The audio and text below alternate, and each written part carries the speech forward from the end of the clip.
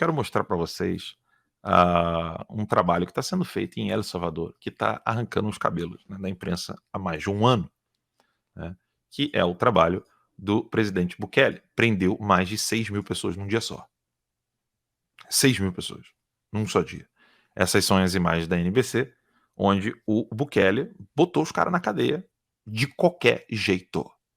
Todos esses aí tatuados são membros da gangue que tocava o terror lá em El Salvador, algo muito similar ao PCC no Brasil. Todo mundo disse que o cara era maluco, ditador, né, porque ele não estava respeitando as liberdades individuais, eles estavam invadindo a casa dos narcotraficantes sem as garantias constitucionais, né, e prendia assim, ó, isso aí. Isso que vocês estão vendo foram tanto a polícia quanto o exército salvadorenho prendendo todo mundo. O cara saiu prendendo todo mundo. Resultado, isso foi há um ano atrás, mais de um ano atrás. Resultado, El Salvador ficou um ano sem homicídio. Vocês têm noção do que é você ficar um ano sem homicídio? Essa aí é a quantidade de gente presa que o Bukele colocou na cadeia. E assim, não é tratamentozinho bonzinho, roupinha, não. Prendeu e, assim, mostrou realmente que ele não poderia fazer nada antes de prender esses narcotraficantes. Isso tem mais de um ano, tá? Ele mandou prender todos esses traficantes e agora tá todo mundo agradecendo ao Bukele pelo que ele fez. Aqui tá dizendo que foi em 10 dias, né? Então desculpa que eu quero fazer a correção. Foram membros de gangue, 6.000 membros de gangue foram presos em 10 dias em El Salvador. 10 dias. Eu falei um dia, foram 10 dias. Então, em 10 dias, 6.000 membros de gangues. E agora eu vou tentar fazer aqui uma tradução em tempo real de um discurso recente que o Bukele fez, ele colocou inclusive no Instagram dele. E eu quero que vocês digam comigo, né? Digam para mim se o que ele está fazendo não é o que vocês gostariam de ver no Brasil. Vamos acompanhar. Era perfecto. También por dictados internacionales vino la ley del menor infractor. No pueden tocar a los menores de 18, justo los que estaban reclutando. Nos mandaron la enfermedad y nos quitaron en ese mismo momento la única que teníamos. Ele está falando um pouco aqui da questão da Covid. Eu não sei nem se eu vou traduzir tudo, porque eu acho que o espanhol é bem tranquilo de compreender, e eu não quero ficar parando o vídeo. Ele está falando da questão do tratamento no período da Poner a los pandilleros tras las rejas, cuando eran pocos. Colocaram os membros dos gangues e ainda coloquei pouco ainda, né, na cadeia. Entonces, la gente debía huir otra vez. O ya no por la guerra civil, sino por temor a las pandillas. Ele está falando da história de El Salvador, dizendo que as pessoas acabaram saindo de El Salvador. Ou seja, que teve um grande êxito, mas não mais por causa da guerra civil, mas por causa das gangues. Por eso más de 3 millones de salvadoreños, un tercio de nuestra población, vive fuera de nuestro país. Um terço da população, 3 milhões de pessoas de El Salvador, vive fora de El Salvador. Isso significa, ou seja, 3 milhões é um terço da população de El Salvador. Então, El Salvador deve ter 9 milhões de pessoas, um pouco mais do que o Rio de Janeiro, e um terço dessa população vive fora do país. Unos producto de la guerra civil y otro grupo todavía más grande. Uns saíram por causa da guerra civil, outro, um grupo maior ainda saiu. Y que perduró más en el tiempo, el éxodo de la posguerra. Foi depois da guerra. Nos vendieron esa falsa paz. Y luego nos venderam uma paz falsa. Uma paz falsa. Pasaron 30 años vendiéndonos una falsa seguridad. Durante 30 anos nos venderam uma falsa segurança e uma falsa democracia. Una falsa democracia, una falsa institucionalidad. Uma falsidade institucional e uma falsa liberdade. Y una falsa libertad. Sabemos que la paz y la libertad no se logran de la noche a la mañana. Sabemos que a paz e a liberdade não se obtêm da noite para o dia. Alguien va a decir, bueno, pero es que se firmó la paz, pero era un proceso. Bem, mas nós assinamos um tratado de paz, mas isso é um acordo de paz, mas isso é um processo. Escucho eso de los apologistas.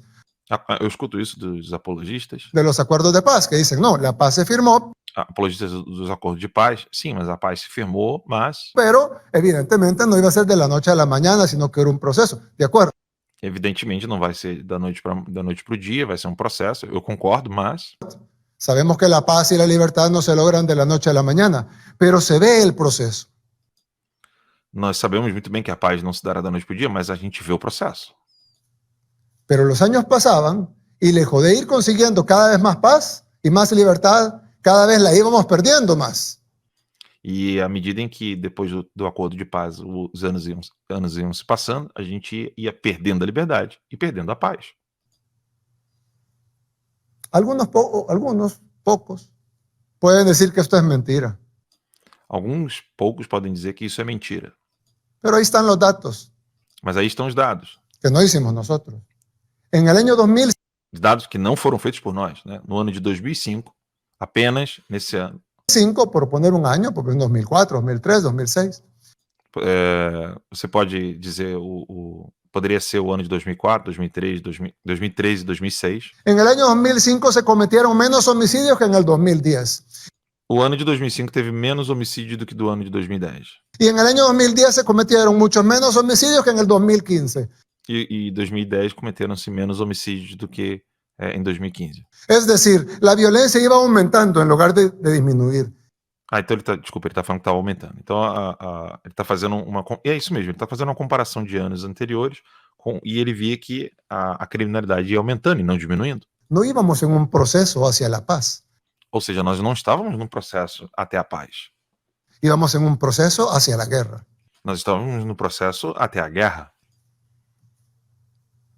En el 2019, cuando llegamos Quando eu cheguei no poder em 2019, a la presidencia, na presidência, empezamos a ver esa realidad, começamos a ver essa realidade. que íbamos hacia la guerra, no hacia la Estávamos em paz. direção à guerra e não à Y paz. que poco a poco nos íbamos convirtiendo en un país totalmente inviable.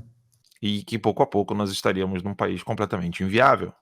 Todas esas recetas que nos dieron fracasaron. Todas essas receitas que nos deram fracassaram. En 2 siglos de historia, los salvadoreños nunca conocimos la paz, ni la libertad, ni la soberanía, y hasta ahora la población lo puede testificar. Nos últimos 200 anos, os salvadorenhos não conheceram a paz, a soberania, a liberdade, e agora a população pode perceber que isso está acontecendo.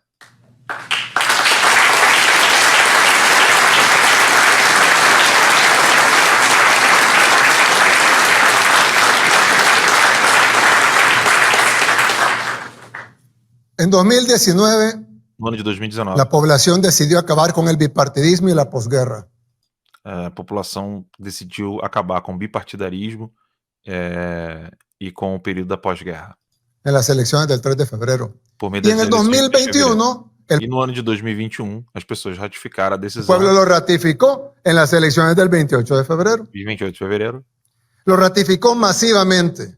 ratificou massivamente Ni siquiera queda discusión. e nem queria discutir. Y son resultados incuestionables. Os resultados são inquestionáveis. Nadie cuestionó el resultado de las elecciones, ni Ninguém questionou o resultado das eleições. siquiera la oposición. Ni El misma pueblo oposición. votó y el pueblo decidió darnos, no la mayoría, sino una supermayoría en la Asamblea Legislativa.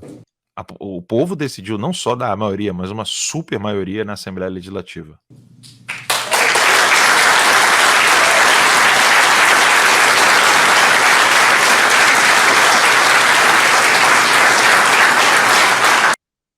Depois eu vou colocar todo o vídeo para vocês aqui no Rumble mesmo, mas o discurso tem 14 minutos e a minha tradução é péssima, sobretudo simultânea, né? Eu não sou tradutor.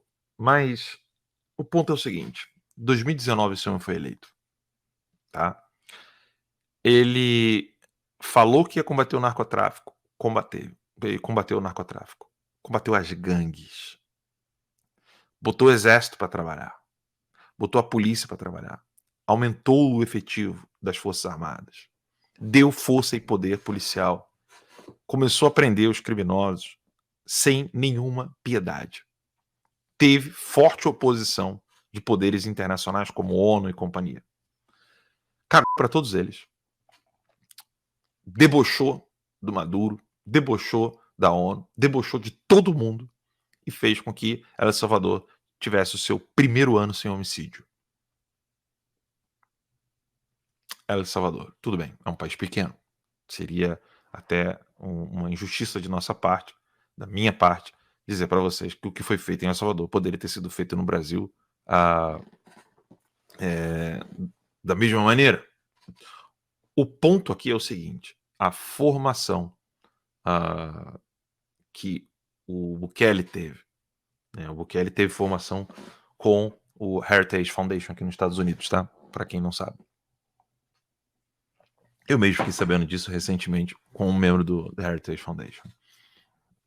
Ele, católico, visitou o local de nascimento de Nosso Senhor Jesus Cristo em Jerusalém, muito antes de candidatar-se. Nunca teve medo de expor a sua fé. E chegou lá e brigou com o monopólio. Brigou com o narcotráfico. Brigou com o oligopólio. Colocou na cadeia quem poderia matar, quem poderia quem poderia prendê-lo, quem poderia tirar dele o poder de candidatar-se. Esse é o Bukele. Se você precisa ter alguma coisa no seu horizonte de consciência para entender o que precisa ser feito no Brasil, eu posso dizer com garantia a vocês: não tenham o exemplo desses generais brasileiros e quem quer que escute esses generais brasileiros. Pode ser Bolsonaro, pode ser quem for. Não dê ouvidos a esses homens frouxos, canalhas e covardes. Tenha como claro o exemplo de Bukele em El Salvador. Se você precisa de alguma imagem, de alguma coisa na sua cabeça, para você entender o que de fato precisa ser feito no Brasil, não é reforma disso, reforma daquilo, reforma tributária, economia, corrupção, blá blá blá. Não. Para com essa de discurso para ontem e entenda. Seja você político, seja você um mero cidadão como eu, seja você um mero jornalista como eu, seja você a Dona Maria em casa, seja você uma cozinheira, uma esposa, um pai de família, um policial, um vereador, seja você quem for, entenda. O que o Bukele fez resolve. O que foi feito no Brasil nos últimos 30, 40, 50, 60, 70 anos não resolve.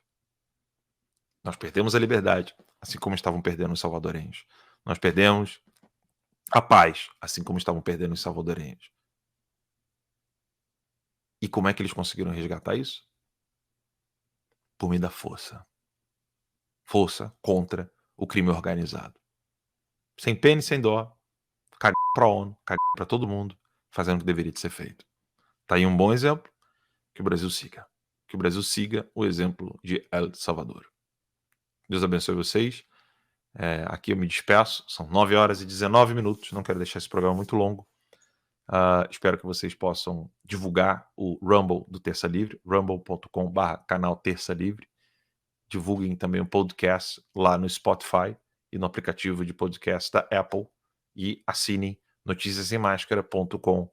Participem, sejam membros da comunidade do Terça Livre lá no Locals, terca.locals.com. Eu sou Alan dos Santos, direto do exílio, em Orlando, nos Estados Unidos. Hoje é dia 22 de junho de 2023. Até a próxima, se Deus quiser. Tchau, tchau.